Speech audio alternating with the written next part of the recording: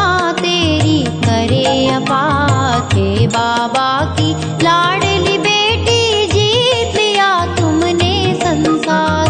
पूजे जग तेरे स्वरूप को महिमा तेरी करे अपार। हे बाबा की लाडली बेटी जीत लिया तुमने संसार। पूजे जग तेरे स्वरूप को।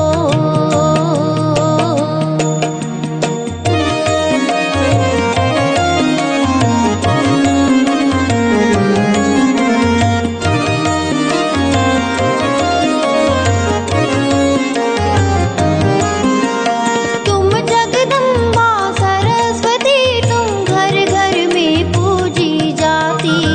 दिव्य ज्ञान की सरिता हो तुम भक्तों के लिए वरदाती।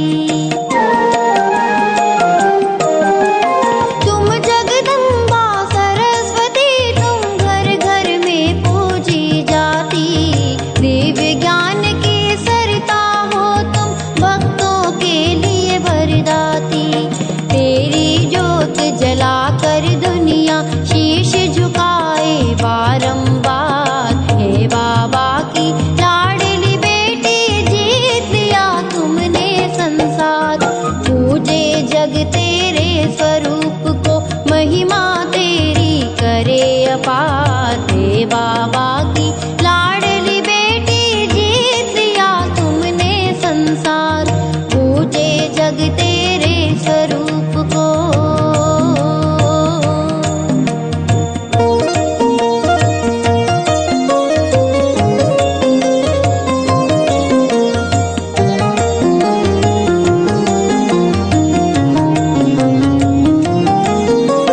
जिसको ढूंढे सारी दुनिया उसने तुमको अपनाया। ऐसा प्यार प्रभु ने दिया कि कुशल प्रशासक बनवाया। जिसको ढूंढे सारी दुनिया उसने तुमको अपनाया। ऐसा प्यार प्रभु ने दिया कि कुशल प्रशासक बनवाया। यज्ञ संभाला बड़े प्यार से बांटा सबको प्यार दुलार। हे बाबा की लाडली बेटी जीत लिया तुमने संसार। पूजे जग तेरे स्वरूप को महिमा तेरी करे अपार। हे बाबा की लाडली बेटी जीत लिया तुमने संसार। पूजे जग तेरे स्वरूप को।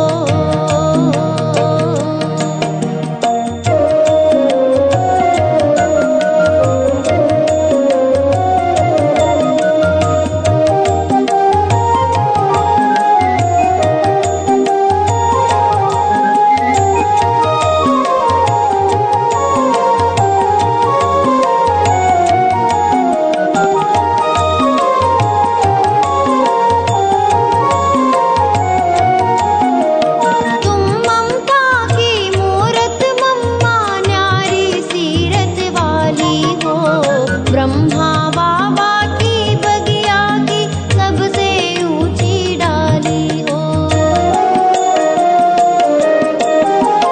तुम ममता की मूरत मम्मा न्यारी सीरत वाली हो।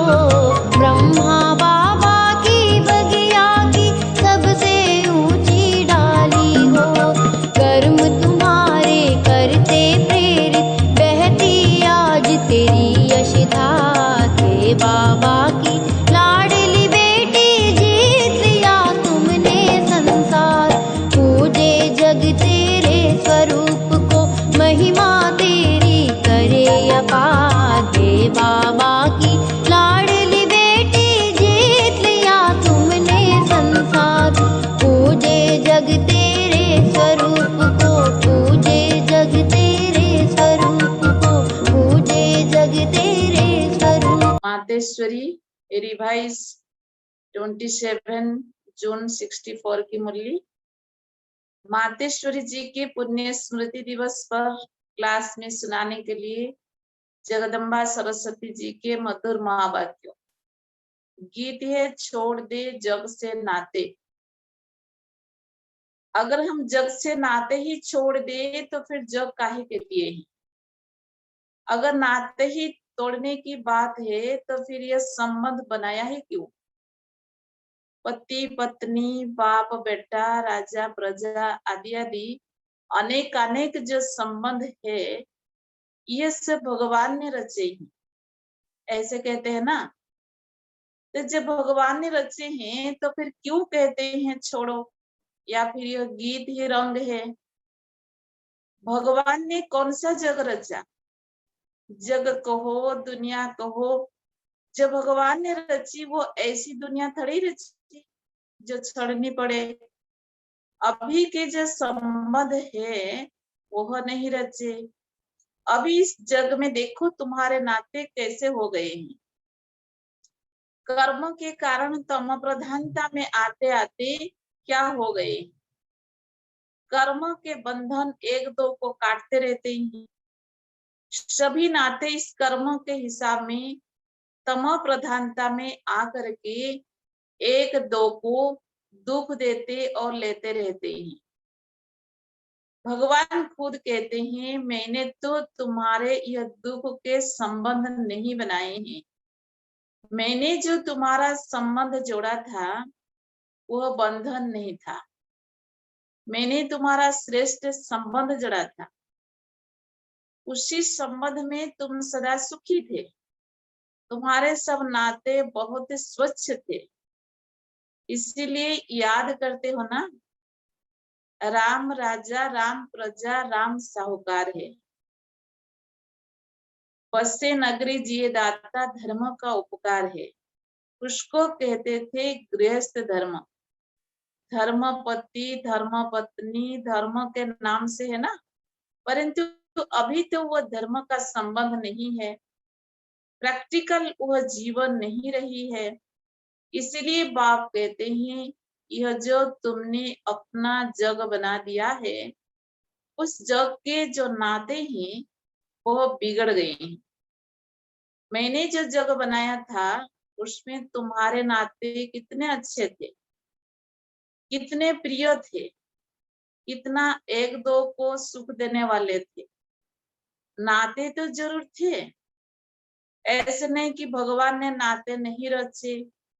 नाते तो थे लेकिन वह नाते कर्मों के बंधन के बिना थे। इसीलिए उन्हों को कहा जाता था जीवन मुक्त। जीवन इस कर्म में, जीवन में इस कर्म के बंधन यानी दुख से मुक्त थे। इसीलिए उनको कहते थे जीवन मुक्त। अभी तुम्हारे नाते जीवन बंध के बन गए हैं, इसीलिए कहते हैं अभी उससे छुटकारा कैसे हो। पाप कहते हैं उससे नाता तोड़ एक मेरे से जड़। ये एक ही लास्ट की जीवन तुम मेरे हवाले करो। मेरे हवाले का मतलब है जैसे स्त्री पति के हवाले, पति स्त्री के हवाले, बाप बेटे के हवाले, बेटा बाप के हवाले। ये तो प्रैक्टिस अच्छी तरह से है ना। मैं कोई तुम्हें नई बात नहीं कहता हूँ। कैसे करे क्या करे तुम यह भी प्रश्न पूछ नहीं सकते हो। तुम अपनी जीवन एक दो के प्रति देखते आए हो, क्या तुम अपने बच्चों के प्रति अपने जीवन नहीं दे बैठे हो। अपना तन मन धन जो भी कुछ है तुम उन्हों के प्रति तो बना के बैठे हो ना। अपना अपना तो करते हो ना, सारी जीवन उन्हीं के प्रति लगा देते हो। तो मैं तुम्हें कोई नई बात थोड़ी कहता हूँ कि यह सब मेरे हवाले करो। जैसे अभी तक एक दो में करते आए हो ऐसे अभी कहता हूँ तो मेरे बनो, फिर मेरा बन करके उसे ट्रस्टी बन संभालो। तुम भक्ति मार्ग में भी कहते आए हो भगवान यह सब तेरा, मैं तेरा, परंतु तेरा किया ही नहीं। सिर्फ ऐसे ही कहा कि तेरा, तेरा भी मेरा, मेरा भी मेरा, ऐसे ही सब करते थे। लेकिन अब वह ठगी तो नहीं चलेगी ना, तेरा भी मेरा तो मेरा भी मेरा। अब ये तेरा मेरा खत्म करना पड़ेगा। अभी से तेरा तो उससे उसमें सब आ गया। बस मैं तेरा। बाकी ऐसे थोड़े ही है कि उनका भी मेरा, अपना भी मेरा। ऐसी ठगी करने का क्या फायदा? क्योंकि हम ही अपने को ठगेंगे, उस परमात्मा को तो कोई ठग नहीं सकता। पहले कैसे कैसे ठगी करते रहे, लेकिन ठगते ठगते खुद ही दुखी अशांत बने हो, क्योंकि धोखा ही तुम ही खा रहे हो। इसलिए अब बाप कहते हैं वह सब छोड़ो, देह सहित सब संबंध से बुद्धि हटा करके अभी मेरे से जड़ो। फिर अपनापन नहीं रहेगा। अभी तक मेरा मेरा कहते दुखी होते रहते हो, फिर बुद्धि उधर जाती है तो कहते हो क्या करूं, कैसे करूं। अगर तुम किसी में लटकेंगे तो नतीजा क्या होगा? यह मोह जो है ना, इसके कारण तुम दुखी बन पड़े हो। इसीलिए बाप कहते हैं तुम इस जग के नाते तड़ करके अभी मेरे बनो। तो यह जो तुमने अपने देह के बंधन, जीवन के बंधन बनाए हैं, उनसे निकल करके अभी मेरे बन जाओ। फिर मैं कोई तुम्हारे साथ जन्म जन्म खड़े ही चलता रहूंगा? नहीं। अभी मेरा तुम्हारे से काम है, बस। फिर तो तुम आत्माएं आपस में सदा काल के सुख में चलती चलेगी। तो तुम्हारे दुख के बंधन काट करके सुख का संबंध बना देता हूँ। फिर तुम ही आपस में सुख भोगेंगे। अभी देखो तुम कितने बिगड़ गए हो, इसलिए दुखी होते हो। फिर मैं तुम्हारा बिगड़ा हुआ सुधारता हूँ, फिर तुम ही सुखी रहेंगे। मैं थोड़े ही जन्म जन्म तुम्हारे साथ चलने वाला हूँ। मैं तो सिर्फ तुम्हारी बिगड़ी को संभालने के लिए कहता हूँ, अभी मेरे बनो। सो भी क्यों कहता हूँ? क्योंकि मेरे फरमान पर चलने से तुम्हारे लिए सब सहज हो जाएगा। मैं तुम्हें यह सहज युक्ति देता हूँ। तुम प्रैक्टिकल में मेरे होकर के चलो तो यह युक्ति काम में आवे। जैसे कोई किसी के गोद का बच्चा होता है, फिर उनका ही नाम प्रैक्टिकल चलेगा ना। ऐसे तुम भी प्रैक्टिकल मेरे होकर के चलने से तुम्हारा ही भाग्य बनेगा। बाप तो बड़ी सीधी सहज एकदम सिंपल बातें बतलाते हैं। उसे भी देखो कोटों में कोई ही धारण करने वाले निकलते हैं। बाप कहते हैं इस छोटे से संगम में तुम्हारे देश, इस कर्पोरेल दुनिया में तुम्हारे लिए ही आया हूँ। तो कम से कम जितना टाइम है उतना टाइम तो कुछ हमारे हवाले करो, कुछ हमारा ख्याल करो। बाबा के बने हो तो कम से कम इतना टाइम तो शुद्ध रहो। फिर तो तुम्हारी ऐसी प्रारब्ध बन जाएगी जब तुम्हें उस दुनिया में मेहनत नहीं करनी पड़ेगी। अभी थोड़ी मेहनत की बात है। अभी तुम कैसे भी करके मर मिट करके भी पवित्र रहने की प्रतिज्ञा करो। अपनी दृढ़ता रखो, अपनी धारणाओं में रहने का पूरा प्रयत्न करो। बाप तुम्हें साफ साफ बतलाते ही तुम सिर्फ इतने थोड़े टाइम के लिए यह मेहनत करो। मैं तुम्हें और कोई मेहनत नहीं कराता हूँ। तुम्हें जितना मिलता है उसकी भेंट में कोई मेहनत ही नहीं है। अभी घी के घड़े मत बना, ये करूंगा वो करूंगा, दुनिया क्या कहेगी, वो क्या कहेंगे। अरे दुनिया क्या कहेगी, छोड़ दो इसे। अब ये दुनिया ही जाने वाली है, लेकिन उन विचारों को ये पता थोड़ी है। इसलिए बाबा कहते हैं यह मत सचो, अब तो मौत सामने खड़ा है। तुम इतना लंबा चौड़ा जो बनाकर बैठे हो कि यह सब वेस्टिस कर रहे हो। अभी बाप कहते हैं उस वेस्टिस को बचाओ। इस शरीर निर्भाव के लिए जितना चाहिए उतना भले करो। जितना तुम्हारा क्रिएशन के साथ हिसाब किताब है उतना करो। मैं कहाँ संभालूंगा, इसे तुमको ही संभालना है। जो जरूरी है वो तो तुमको फ्री करता हूँ, लेकिन अभी जो एक्स्ट्रा रच रहे हो उसके लिए मना करता हूँ, क्योंकि अभी वो तो गिरना ही है। क्यों? अब क्यों अपना फालतू समय गंवा रहे हो? हम फालतू के झंझट से ही तुम दुखी हुए हो, इन फालतू के झंझट से ही तुम दुखी हुए हो। उन झंझटों से तुम कैसे छूटो वही तो तुम्हें बताता हूँ। फिर भी बैठ करके अनेक बहाने लगाना यह कहाँ की रीति है। फिर बाप भी कहते हैं देख लेना, अभी अगर मुझे सीधी अंगुली नहीं देते हो, हाथ नहीं देते हो, तो फिर मैं ऐसे नाक पकड़ के ले चलूंगा। नाक पकड़ेगा तो फिर दम घुटेगा, फिर दुख होगा, सजाएं खानी पड़ेगी ना। इसलिए कहते हैं अभी हाथ में हाथ देकर सीधा चलने का टाइम आ गया है। अगर सीधी तरह से नहीं चलेंगे तो फिर मेरे हाथ में तुम्हारा नाक भी तो आएगा, फिर देख लेना। फिर उस समय कुछ नहीं हो सकेगा, ना कुछ कर सकेंगे।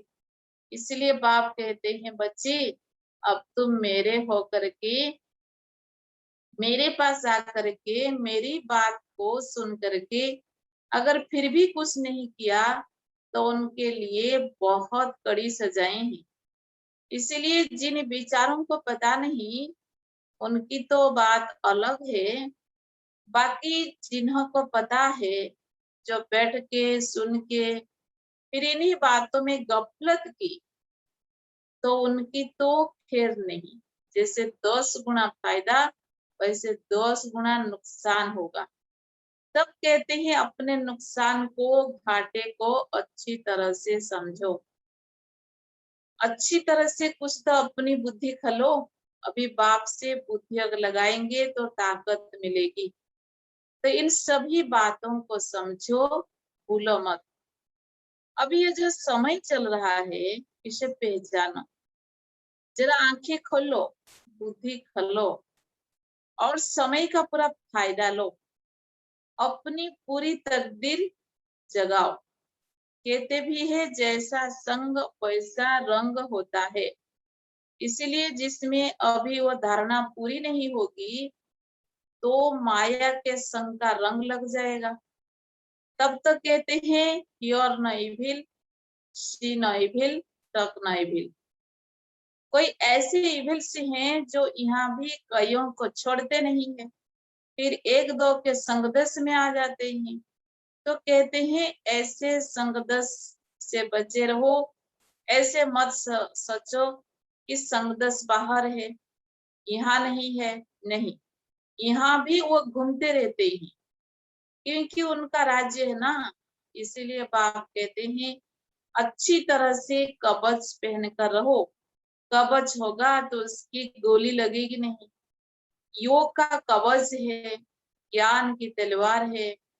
इन सभी अस्त्र शस्त्र को अपने पास अच्छी तरह से संभाल कर रखो। कहते भी है जो करता है वो पाता है। ये तो भविष्य प्रारब्ध बनाने की बात है। यहाँ तो प्रारब्ध नहीं भोगनी है ना। यहाँ तो कोई गुरु बन करके नहीं बैठना है। इसमें कोई मिस अंडरस्टैंड ना करे, इसीलिए यह सब समझा जाता है। तो ये सब बातें ध्यान में रख करके अपने को सेफ रखना है। यहाँ कोई खर्चे आदि की बात नहीं होनी चाहिए। अभी यह सब खर्चा दूसरों के कल्याण अर्थ ही यूज करना है। एक एक पाई भी सब इसी कार्य में लगाना है। अच्छा, फिर दूसरी मूल्य, चढ़ती कला में जाना है तो अपने जीवन की सारी जवाबदारी उनके हाथ में समर्पण कर दो। चढ़ती कला में जाना है तो अपने जीवन की सारी जवाबदारी उनके हाथ में समर्पण कर दो। बहुत मनुष्य ऐसा प्रश्न पूछते हैं, इतना ज्ञान सुनते हुए भी हमारी अवस्था आगे क्यों नहीं बढ़ती, आगे बढ़ने में रुकावट क्यों? अब ये समझानी उन्हों के प्रति दी जाती है। जिन्होंने इस मार्ग में चलने का कदम रखा है, परंतु जब तक अपने जीवन मन वाणी कर्म सहित सरेंडर कर इनका नहीं हुआ है, तब तक वो अतीन्द्रिय सुख महसूस ही नहीं कर सकता।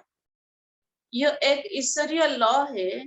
जब उनका सहारा लिया है तो दिल से उसके आगे जीवन अर्पण कर देनी है, अर्थात पूरा बारिशवन बरसा लेना है। तो इस नशे में रहने से उस अवस्था में उल्लास भर जाता है और फिर ज्ञान की धारणा होने से औरों को आप समान बनाने की ताकत आएगी। बाकी ऐसा नहीं समझाना कि मानसिक रूप से हम अर्पण हो चुके हैं, नहीं, यह तो अपने को ठगना है। जब बाबा प्रैक्टिकल में आया हुआ है तो बच्चा भी प्रैक्टिकल में बनो। फिर बाबा उनके जन्म पत्री को जान कैसे भी डायरेक्शन देकर चलावे। फिर बाबा उनके जन्म पत्री को जान कैसे भी डायरेक्शन देकर चलावे, उससे उसमें पहले घुट के आएगा, परंतु अंत में समझेंगे कि इसमें ही हमारी चढ़ती कला है। तो अपने जीवन की सारी जवाबदारी उनके हाथ में समर्पण करनी है। बाकी गुरु पिछाड़ी गुरु बन कोई उनकी गद्दी पर नहीं बैठना है। अब इन सभी बातों को बुद्धि में रखो, तभी अवस्था ऊंची जा सकती है। अगर ऊंच नहीं चढ़ते हो तो जरूर अपनी ही दिल अथवा धारणा में कोई कालापन है। समझा? अच्छा मीठे मीठे बच्चों को याद प्यार गुड मॉर्निंग। हम रूहानी बच्चों की रूहानी बाप दादा को भी, मीठी जगदम्बा सरस्वती को भी गुड मॉर्निंग, नमस्ते नमस्ते नमस्ते। वरदान अपने श्रेष्ठ स्वरूप व श्रेष्ठ नशे में स्थित रहो। अलौकिकता का अनुभव कराने वाले अंतर्मुखी भव। अपने श्रेष्ठ स्वरूप व श्रेष्ठ नशे में स्थित रहो। अलौकिकता का अनुभव कराने वाले अंतर्मुखी भव। जैसे सितारों के संगठन में विशेष सितारों की चमक दूर से ही न्यारी प्यारी लगती है, ऐसे आप सितारे साधारण आत्माओं के बीच में एक विशेष आत्मा दिखाई दो। साधारण रूप में होते असाधारण व अलौकिक स्थिति हो तो संगठन के बीच में अल्लाह अलग दिखाई पड़ेगी। इसके लिए अंतर्मुखी बनकर फिर बाहर मुखता में आने का अभ्यास हो। सदैव अपने श्रेष्ठ स्वरूप व नशे में स्थित होकर नॉलेजफुल के साथ पावरफुल बनकर नॉलेज दो, तब अनेक आत्माओं को अनुभवी बना सकेंगे। स्लोगन, रावण की जायदाद साथ में रख लो तो दिल में दिलाराम ठहर नहीं सकता। रावण की जायदाद साथ में रख ली तो दिल में दिलाराम ठहर नहीं सकता। ओम शांति। आज की अव्यक्त सारा, जितना अभी तन मन धन और समय लगाते हो, उससे मनसा शक्तियों द्वारा सेवा करने से बहुत थोड़े समय में सफलता ज्यादा मिलेगी। अभी जो अपने प्रति कभी कभी मेहनत करनी पड़ती है, अपने नेचर को परिवर्तन करने की, वह संगठन में चलने की, वह सेवा में सफलता कभी कम देख दिल शिकस्त होने की, यह सब समाप्त हो जाएगा। मीठी जगदम्बा सरस्वती की अनमोल महावाक्य। ममा सदा एकांत में रहती थी। रोज 2 बजे सवेरे उठकर बाबा की यादों में एकांत में चली जाती थी। वो सदा अकी लगन में मगन रहती। उनके 2 स्लोगन सदा याद रखे। नंबर 1, हर घड़ी अंतिम घड़ी है। नंबर 2, हुक्म ही हुक्म चला रहा है। इसी स्मृति से हम भी सहज नष्ट महा स्मृति स्वरूप बन जाएंगे। किन्हीं झंझटों में नहीं जाएंगे और अपनी बुद्धि को सब बातों से फिर बाबा की आशाओं को पूर्ण कर सकेंगे। अच्छा, ओम शांति।